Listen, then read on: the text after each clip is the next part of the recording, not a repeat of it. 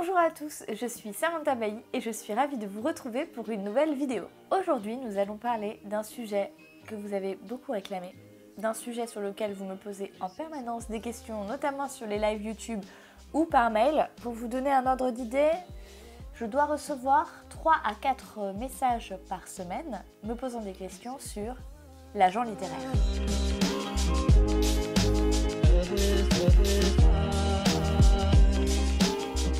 Aujourd'hui, nous allons parler de pourquoi j'ai fait le choix d'être représentée par un agent littéraire. Avant de rentrer dans le vif du sujet de qu'est-ce que c'est qu'un agent littéraire, comment on devient agent littéraire, comment reconnaître un bon agent littéraire, quelles sont les spécificités, etc., je vais vous faire une rapide synthèse de mon parcours pour vous expliquer ce qui m'a mené à faire ce choix, qui est dans le milieu un choix assez osé pour un auteur français, puisque je le rappelle, les agents littéraires à l'étranger sont complètement intégrés au système de l'édition.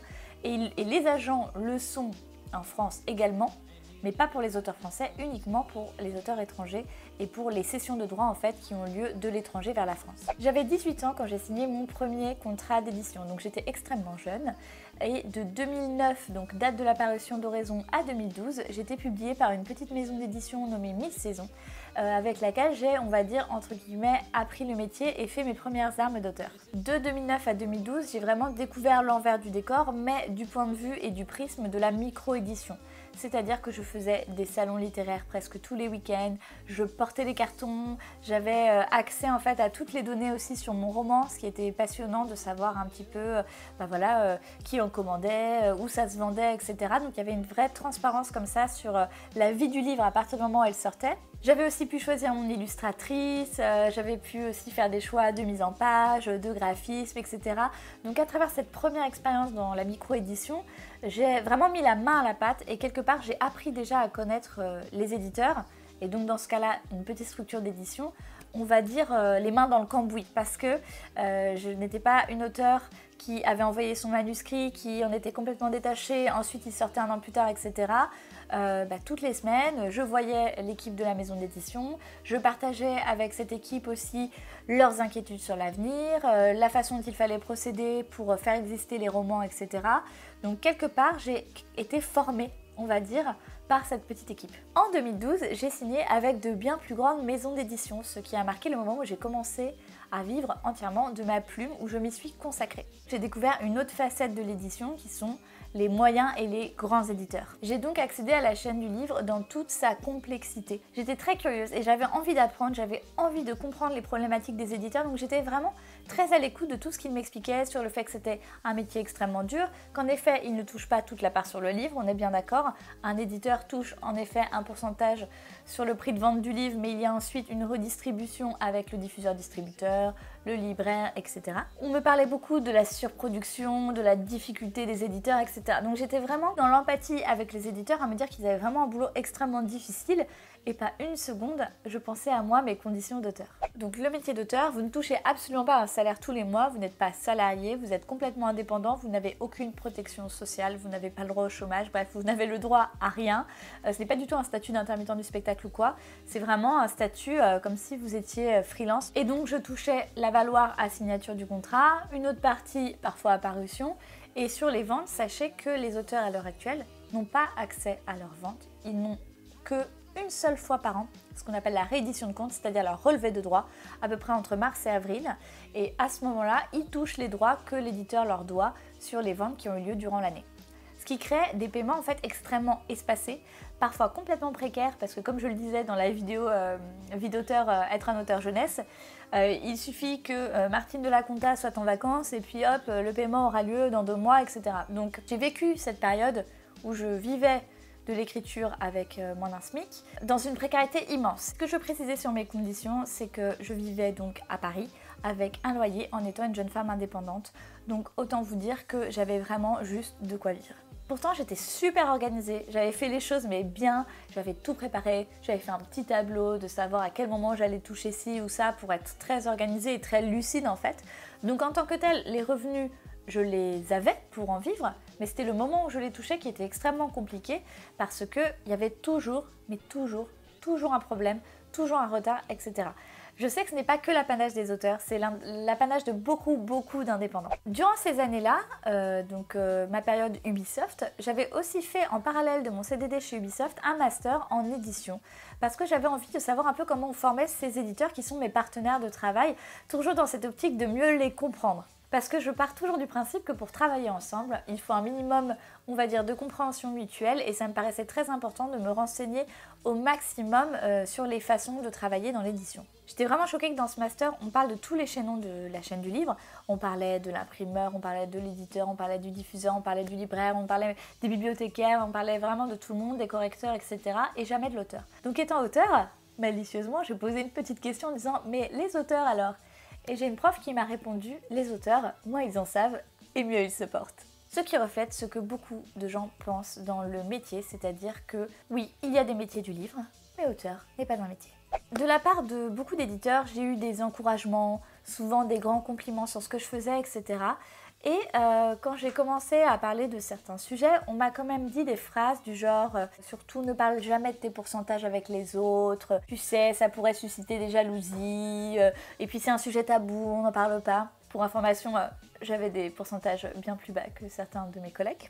Et aussi, on m'a souvent dit des choses comme les auteurs qui négocient, ce sont des auteurs chiants, ce sont des auteurs pénibles, ce sont des auteurs avec qui on n'a pas envie de travailler. Ça, c'est des phrases que j'ai entendues de très nombreuses fois de la bouche d'éditeurs, de dire qu'un auteur qui négocie est un auteur, je cite, chiant.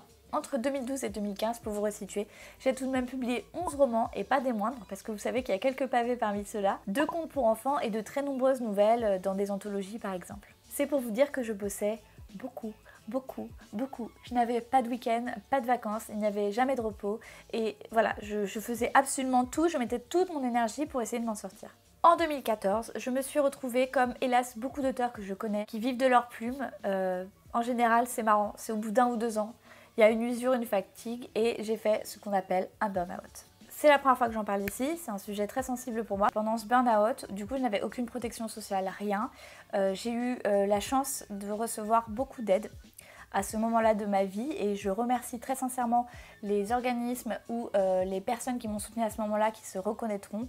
Parce que ce burn-out-là, je crois que beaucoup de gens le traversent dans le monde du travail à l'heure actuelle, mais beaucoup d'indépendants aussi. Parce que quand vous ne pouvez compter que sur vous-même, quand vous êtes sous-payé par rapport au travail que vous faites, mais que vous êtes en même temps passionné, donc que vous donnez tout, mais tout ce que vous avez, vous imaginez pendant tous les week-ends, j'allais faire des salons, j'allais me battre pour mes livres, je faisais ma propre promotion, etc. Et bien il y a un moment où le corps ne peut plus, on ne peut plus. Ce burn-out, ça a été très difficile parce que je me suis dit, est-ce que c'est un échec? Est-ce que c'est le fait que je dois arrêter de vivre de ma plume? Et je me suis dit, bah oui, même s'il y avait des romans quand même qui avaient des ventes tout à fait correctes, même si je trouvais mon public et que les choses quand même évoluaient beaucoup, que je progressais aussi beaucoup dans mon écriture, que je gagnais en exigence, en perfectionnisme, etc.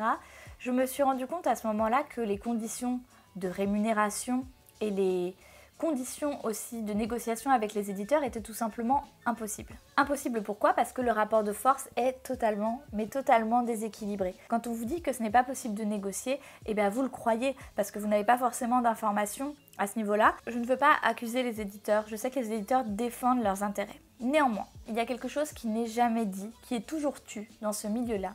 C'est qu'il existe entre un auteur et un éditeur des intérêts en commun, qui est qu'un roman fonctionne et trouve son public, que le roman soit le meilleur possible, qu'il soit amélioré, qu'il gagne en qualité littéraire, etc. Mais il y a aussi un énorme conflit d'intérêts qui n'est jamais dit. Ce conflit d'intérêts, c'est que forcément, l'éditeur touche lui plus d'argent si l'auteur en touche moins.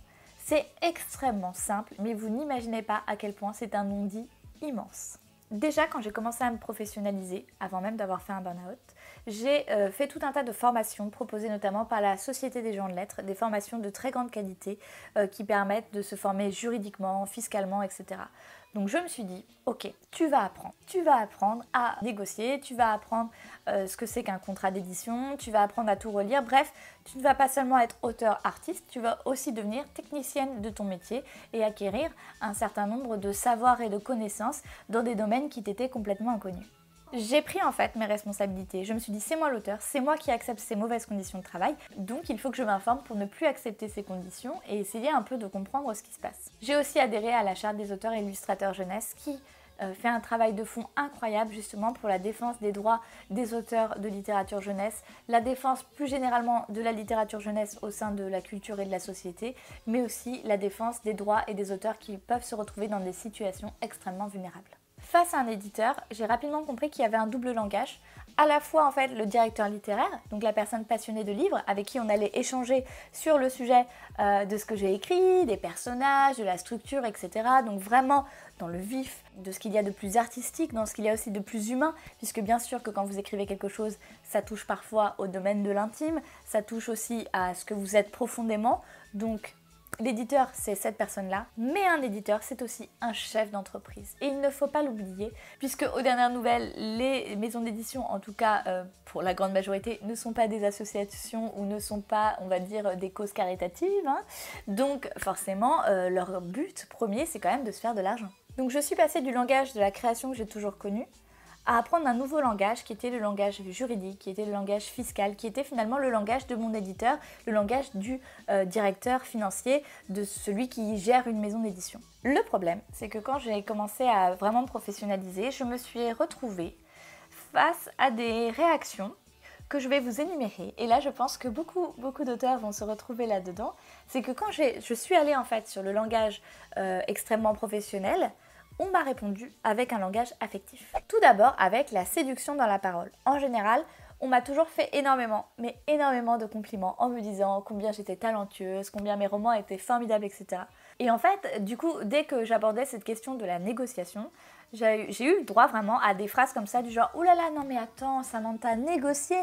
Non mais c'est rude là ce que tu nous proposes, quand même on fait un travail d'humain, on fait un travail artistique, ah non, négocier, non !» Ou alors, ma phrase préférée « Et Samantha, on est dans la confiance, c'est un métier de confiance !» Ensuite, j'ai eu le droit à la culpabilisation. Donc la culpabilisation, c'est ce moment où je disais, bah voilà, j'aimerais avoir un pourcentage un petit peu plus élevé. Je vous rappelle qu'en jeunesse, les pourcentages sont 5 à 6%. Oui, même pour des romans, des gros romans en jeunesse. La culpabilisation, donc ce moment où on négocie et que là, l'éditeur vous dit non mais attends, 6%, tu ne te rends pas compte, c'est déjà énorme, donc si je te propose plus, c'est pas possible, c'est impossible, tu vas nous faire mettre la clé sous la porte, tu vas faire perdre de l'argent à la maison d'édition, etc. Donc vraiment comme si on avait demandé à ce moment-là en tant qu'auteur un truc de fou, quoi, un truc qui allait faire du mal à la maison d'édition, et du coup on se sent extrêmement coupable en tant qu'auteur. Ensuite vient la possessivité. Alors auteur c'est quand même génial parce que vous êtes dans la précarité, vous êtes indépendant et vraiment vous êtes comment dire dans ce qu'il y a de plus vulnérable à ce moment-là où vous avez travaillé et vous êtes toujours dépendant de votre éditeur, de ce qui va se passer, du moment où il va vous rémunérer, sachant que quand même je crois il faudrait me dire s'il y a un autre métier comme ça où vous êtes rémunéré un an après, c'est quand même bizarre.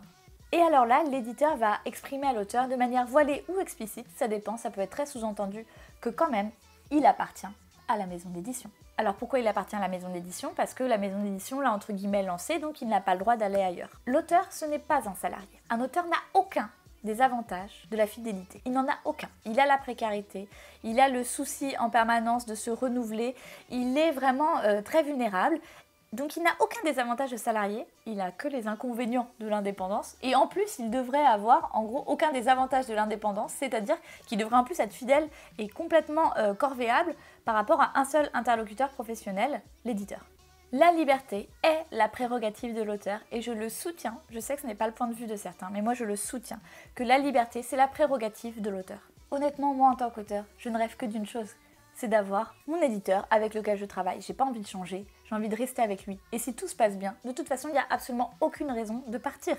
Puisque si la relation est de qualité, il n'y a pas besoin de la forcer pour qu'elle existe. Elle continuera d'elle-même et c'est extrêmement naturel. Et moi, dans mes relations avec des éditeurs, il y a des éditeurs avec lesquels je travaille de longue date, il n'y a jamais eu besoin d'être contrainte ou forcée de quoi que ce soit. Je suis toujours restée de moi-même parce que finalement, la relation était bonne tout simplement. Et l'amitié, l'amitié, ce moment où on négocie, où on rentre dans ce sujet un peu déjà difficile à aborder, ce sujet de rémunération, ce sujet de contrat, et là l'éditeur vous dit « mais attends, on est des amis, on va pas parler de ça ». Donc sachez en tout cas que ce que je vous dis là, ça ne représente pas tous les éditeurs, mais on va dire une majorité. Ce mélange des modalités entre l'affectif, le professionnel, etc. Je n'en veux plus, c'est fini, je l'ai refusé. Ça ne veut pas dire que vous ne pouvez pas être ami avec votre éditeur. Ça peut tout à fait se produire et c'est normal, on ne contrôle pas les relations humaines. Ce que je ne supporte pas, c'est cette façon d'utiliser l'affect pour culpabiliser les auteurs et justement les empêcher d'avoir un rapport professionnel tout à fait normal et sain. C'est-à-dire un contrat, ça se négocie. Oui, on n'est pas obligé de signer quelque chose les yeux fermés, c'est faux. Un contrat, c'est une base de discussion. Quand même, vous signez vos droits parfois, vous n'êtes pas obligé d'ailleurs, pour 70 ans après votre mort, ou vous pouvez le faire pour une durée déterminée. Ça engage votre œuvre, ça engage ce que vous avez créé, ça engage vos droits moraux, vos droits patrimoniaux. C'est une immense décision que de céder ses droits et c'est tout à fait normal de négocier un contrat. Ce moment-là, où en fait il y a une friction, un rapport de force entre l'auteur et l'éditeur, ça existe dans tous les métiers à partir du moment où il y a un conflit d'intérêts. Les conflits d'intérêts, c'est présent dans la vie professionnelle, les frictions aussi. Oui, on va pas le nier, c'est là, c'est présent, mais on peut toujours en parler, on peut toujours en discuter et faire en sorte que chacun trouve son compte avec un équilibre. Le problème du rapport auteur-éditeur, c'est qu'il n'est pas équilibré en général, que l'auteur arrive dans une situation de faiblesse, lui est un particulier face à une entreprise, lui ne connaît souvent pas les rouages de l'édition, il n'a pas eu de formation professionnelle. Vous vous rendez compte que moi qui me suis intéressée à ces sujets de manière vraiment très très vivace et passionnée, finalement, j'ai trouvé que très peu d'informations, à part dans les formations dont je vous ai parlé. À ce moment-là, j'ai été approchée par une importante agence littéraire internationale qui m'a proposé en fait d'être représentée par un agent littéraire. Alors je ne connaissais pas grand-chose à l'agent littéraire, je savais juste que aux États-Unis par exemple, vous n'envoyez pas vos manuscrits directement à des éditeurs, vous envoyez vos manuscrits à des agences littéraires qui elles font une sélection et quand vous êtes entre guillemets, quand votre manuscrit est sélectionné, elles vous proposent de vous représenter. Donc contre cette représentation, l'agent littéraire prend en moyenne 10%. En échange, l'agent littéraire va envoyer le manuscrit à plusieurs éditeurs, des éditeurs qui correspondent vraiment exactement au manuscrit, dans l'état d'esprit, dans aussi les personnes aussi qu'ils connaissent derrière qui semblent correspondre à l'auteur, etc. Une fois que l'éditeur est trouvé, l'agent littéraire va négocier le contrat, donc négocier les conditions. Et quand je dis négocier un contrat, c'est que vraiment chaque point est abordé avec beaucoup de finesse, la durée de cession, le montant de la valoir, le montant des pourcentages, le montant sur le numérique aussi, puisqu'il y a le papier, il y a le numérique, toutes les petites clauses, voilà, toutes les petites lignes, etc. Les différentes cessions de droits aussi, est-ce que vous gardez les droits audiovisuels, est-ce que vous les cédez, bon bref. Je ne vais pas vous faire un cours sur un contrat aujourd'hui, mais il y a beaucoup de choses dans un contrat d'édition. Je ferai d'ailleurs une vidéo de toute façon sur le sujet du contrat d'édition dans pas très longtemps pour vous expliquer un peu comment s'articule un contrat d'édition, ce qu'il faut surveiller, regarder, etc. Mais en attendant, voilà, l'agent lui il a ce rôle-là.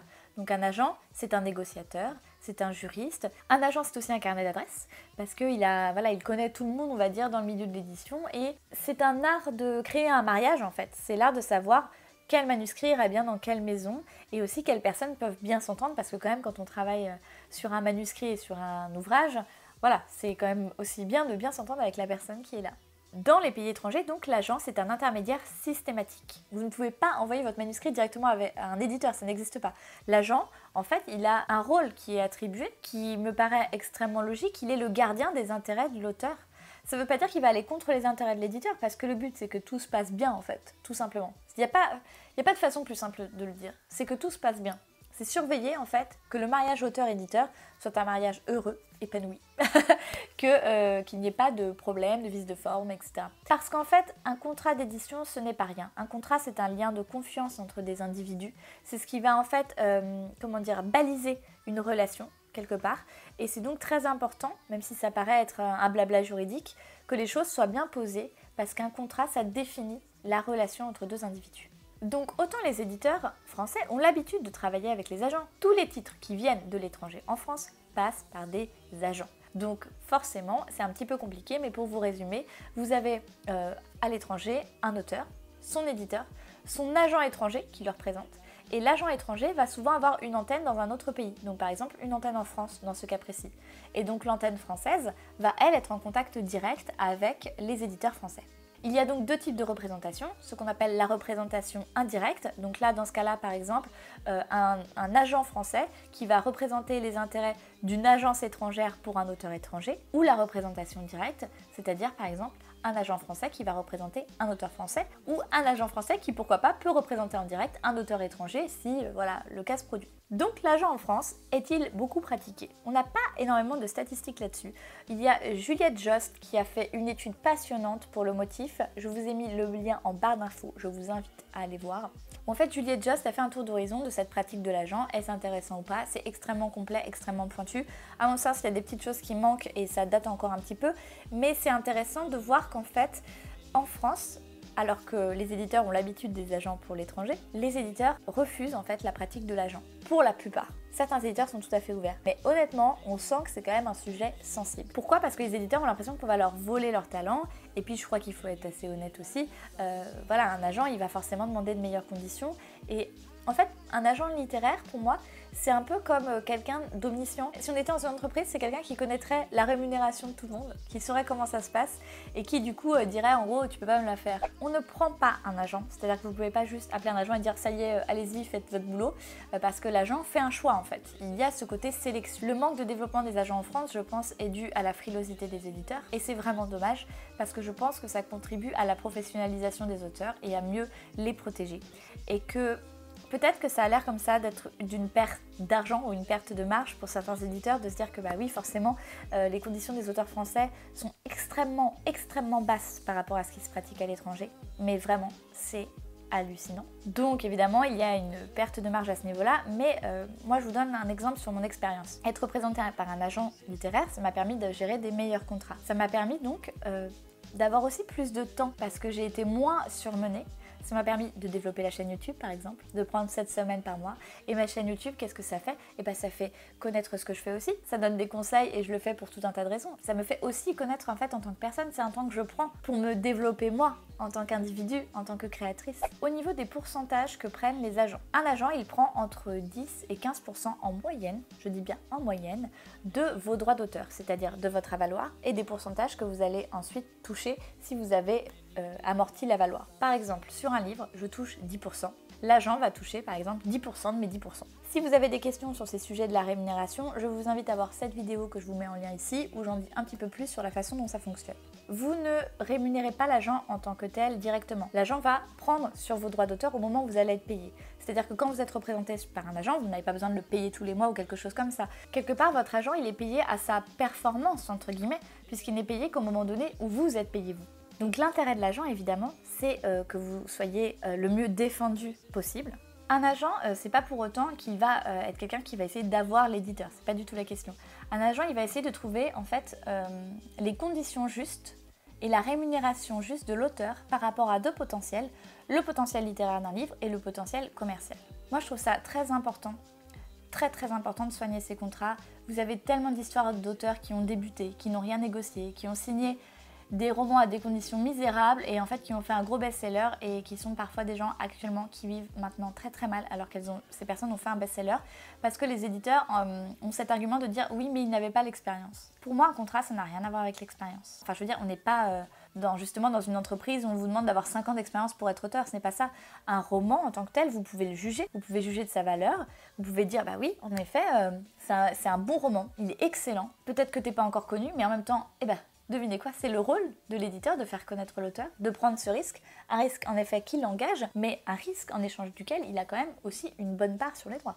Donc ce choix d'agent, moi, donc ça fait 2 ans, ça a changé ma vie. J'ai compris en fait qu'il existait des éditeurs qui étaient complètement d'accord pour travailler dans le respect professionnel, dans justement le juste équilibre, et c'est pas demander trop, c'est juste demander ce que mérite en fait le roman.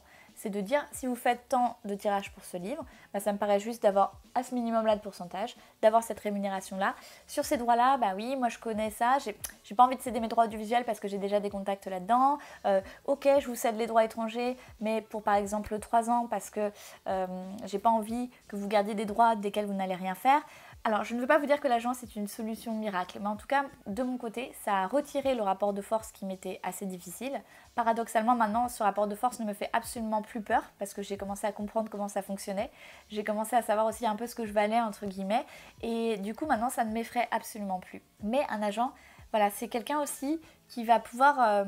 c'est toujours bizarre de dire du bien de soi-même, vous voyez ce que je veux dire, dans une négociation pour un contrat, c'est très très difficile de dire « mais attends, mon bouquin il est génial !» Donc un agent, c'est quelqu'un qui est aussi objectif sur vos faiblesses, sur vos qualités, et qui va pouvoir avoir un dialogue de professionnel à professionnel avec l'éditeur. Il y a des éditeurs qui sont tout à fait ouverts pour travailler avec des agents, et je pense que ça va s'améliorer de plus en plus à ce niveau-là. Le seul risque, c'est que les agents ensuite deviennent à nouveau ce premier filtre qui fait qu'on pourrait voir deux catégories d'auteurs, ceux qui ont un agent et qui sont bien défendus et ceux qui n'en ont pas et qui sont vulnérables. Et ça, ce serait un vrai problème aussi, parce que ce serait quand même une sorte de forme d'injustice assez forte. C'est pour ça que je veux continuer à faire mes vidéos, etc. C'est pour ça qu'existe aussi un certain nombre d'instances comme la Charte des auteurs illustrateurs jeunesse ou la SGDL pour essayer de rétablir ce rapport-là et de fournir le plus d'informations possible pour que chacun ait les clés en main. Ce que je veux vous dire aussi sur l'agent, c'est qu'un agent, ça ne veut pas dire que vous ne devez pas être informé. Il ne faut pas confier entre guillemets vos œuvres à un agent de manière aveugle. C'est important que l'auteur ait toujours le dernier mot. C'est l'auteur qui signe le contrat à la fin. Donc l'agent il vous conseille, il négocie, mais vous devez faire des choix extrêmement éclairés. Vous devez aussi comprendre à ce moment-là ce que ça engage pour l'éditeur. Parfois il vaut mieux avoir un petit avaloir quand il y a un petit tirage, etc. Mais se dire, bah voilà, c'est un risque mesuré pour chacun. On fait les choses bien, etc. Si un roman a vraiment on sent un énorme potentiel, que l'éditeur veut mettre le paquet, bah, il va falloir en effet que les conditions de l'auteur soient aussi très justes à ce niveau-là. Donc chaque situation est différente. Chaque situation, chaque roman, chaque contrat est différent, un contexte en fonction de l'éditeur, des forces aussi de l'éditeur, en fonction aussi de l'auteur, de son histoire, de son passé, etc. Et ça, c'est très important de le comprendre. Regardez bien si vous voulez être représenté par un agent. Qui est cet agent? Est-ce que c'est vraiment une agence qui quand même a du métier? Ce qui est important chez un agent, c'est qu'il connaisse du monde, qu'il ait en effet du réseau et qu'il ait une très grande expérience, 10, 15 ans, 20 ans du milieu du livre. Il ne faut pas que l'agent soit juste un guerrier, on va dire, au service de l'auteur. Il faut aussi qu'il apporte des choses à l'éditeur. C'est-à-dire que ce soit l'interlocuteur professionnel qui permette de faire des choix vraiment rationnels et intéressants pour un livre. Donc méfiez-vous quand même au niveau des agents, regardez bien, essayez de voir le sérieux, essayez de voir l'expérience d'une agence. Dans l'étude du motif de Juliette Jost, dont vous avez le lien dans la barre d'infos, à la fin vous avez un tableau qui récapitule actuellement les agences littéraires. Chaque agent a sa personnalité et un peu son ton, a un certain nombre d'auteurs et de préférences comme chaque éditeur en fait. On pourrait dire que les agents ont aussi leur ligne éditoriale en quelque sorte. Et ça ne veut pas dire non plus que la relation auteur-agent est un long fleuve tranquille, c'est-à-dire que l'agent et l'auteur ont des intérêts communs, mais ils peuvent aussi parfois avoir des intérêts divergents. Par exemple, si un agent veut pousser un auteur à faire quelque chose de plus commercial parce qu'il a l'impression que ça va mieux se vendre et que par exemple, vous à ce moment-là, vous avez envie d'écrire un recueil de poésie, et ben voilà, c'est à votre agent de vous soutenir dans vos différentes démarches, même celles qui parfois sont un petit peu moins, on va dire, commerciales. Tout auteur n'a pas forcément pour objectif d'être un professionnel. Tout auteur n'a pas forcément pour objectif d'être représenté par un agent. Voilà, chacun fait ce qu'il veut.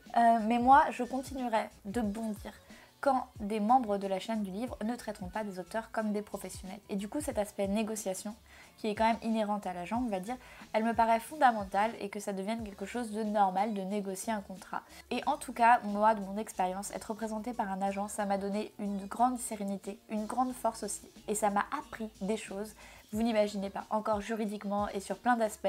Et maintenant, à l'heure actuelle, je me sens vraiment très aiguisée. J'arrive à savoir à peu près, pour tel livre, ah oui, ça, oui, à tel éditeur, j'ai vraiment énormément appris. Et ça, c'est vraiment génial. Ce qui compte pour vous, auteurs, c'est que vous soyez votre propre gardien. Un agent peut être un gardien supplémentaire, ça c'est certain. Ce qu'il y a d'intéressant vraiment avec l'agent, c'est qu'à mon sens, il ne faut pas voir ça comme un autre membre de la chaîne du livre qui va prendre un pourcentage, etc. En tout cas, moi, je ne le vois pas comme ça. Je le vois comme finalement un maillon qui permet de rééquilibrer un petit peu le rapport de force entre l'auteur et l'éditeur. Ce que je veux aussi vous dire, c'est qu'en fait, il y a plein de profils d'éditeurs différents. Ce que je vous ai cité là sur les différentes modalités dans lesquelles on peut se retrouver, c'est une généralité. Moi, j'ai rencontré des éditeurs qui n'ont aucun problème avec le fait de donner des bonnes conditions, de travailler avec un agent, pas de problème. Et honnêtement, c'est un bonheur, c'est un vrai bonheur. Parce qu'on peut avoir, et moi je crois dur comme fer, à la relation auteur-éditeur, à une relation de qualité, à ce qu'on travaille tous ensemble justement pour faire de bons livres, pour aller plus loin et pour vraiment défendre nos convictions et ce qu'on aime et en faire un métier. Et ça, j'y crois vraiment. Et je pense que ça ne peut que passer par un rapport équilibré. C'est-à-dire qu'à partir du moment où un éditeur estime qu'il fait une faveur à l'auteur, ou inversement, peut-être qu'un auteur best-seller estime qu'il fait une faveur à un petit éditeur, peu importe, ce n'est pas normal. On n'est pas là pour se faire des faveurs, on est là pour travailler ensemble avec intelligence et avec respect et ça c'est fondamental. Donc voilà mon témoignage sur pourquoi je suis représentée par un agent littéraire, ce que ça m'a apporté. Il y a peu de Français représentés par des agents à l'heure actuelle, mais là je sais que beaucoup de personnes et d'auteurs même que je connaisse ont décidé d'être représentés par des agents, ont démarché certaines agences et ont pu trouver voilà, leur bonheur. Et je trouve ça vraiment bien, je trouve que ça va dans le bon sens, dans le sens d'une professionnalisation des auteurs. Et voilà, moi en tout cas j'ai beaucoup de respect pour le métier d'agent également. Je pense vraiment que ce n'est pas normal cette façon qu'on a en France de voir l'agent comme le vampire, comme celui qui va s'immiscer dans la relation auteur-éditeur. Non, il est là justement pour faire que cette relation se passe le mieux possible dans les intérêts des deux parties. Je pense très sincèrement que la profession d'agent va se développer. C'est une profession d'avenir en France, je le pense très sincèrement. Mais dans ce cas-là, il faut beaucoup d'expérience, vraiment beaucoup d'expérience. Connaître les différents maillons de la chaîne du livre, connaître les auteurs aussi, les éditeurs. Bref, c'est un métier d'avenir qui va à mon avis beaucoup se développer et en tout cas, dans mon cas, depuis maintenant plus de 2 ans, je peux dire que ça m'a permis de vivre enfin de mon métier avec sérénité, avec professionnalisme, en travaillant aussi avec des partenaires éditeurs avec qui tout se passe bien. Et vraiment, je remercie les éditeurs justement parce qu'ils sont là et parce qu'ils existent, qui ont la bonne intelligence de proposer d'emblée des bonnes conditions aux auteurs, de les soutenir et de ne pas jouer justement de leur pouvoir à ce niveau-là. Nous sommes des créateurs, nous sommes indépendants, nous avons aussi nos fragilités et vous vivez de nos livres. Vous vivez de nos livres, ne l'oubliez jamais. Je vous remercie d'avoir regardé cette vidéo, j'espère que ça a été, j'ai dit beaucoup de choses. N'hésitez pas à me poser des questions comme d'habitude dans les commentaires et puis je vous dis à très bientôt pour une prochaine vidéo. Non, on n'a pas décidé de partir vivre dans la montagne. Alors, un Tipeee, en fait, c'est une plateforme participative qui permet à toutes les personnes qui le souhaitent de pouvoir soutenir les créateurs indépendants en leur donnant ce qu'on appelle un tip, en anglais, un pourboire. Alors évidemment, il n'y a rien d'obligatoire, c'est tout simplement une plateforme qui est mise à disposition pour ceux qui le souhaitent, pour nous donner un petit coup de main et nous aider à développer la chaîne. La chaîne YouTube, qu'est-ce que c'est? C'est 1 an d'existence, 51 vidéos. Oui, 51, on a bien tenu le rythme quand même. Des vidéos très différentes, bien sûr des coulisses de mon activité d'auteur, mais aussi des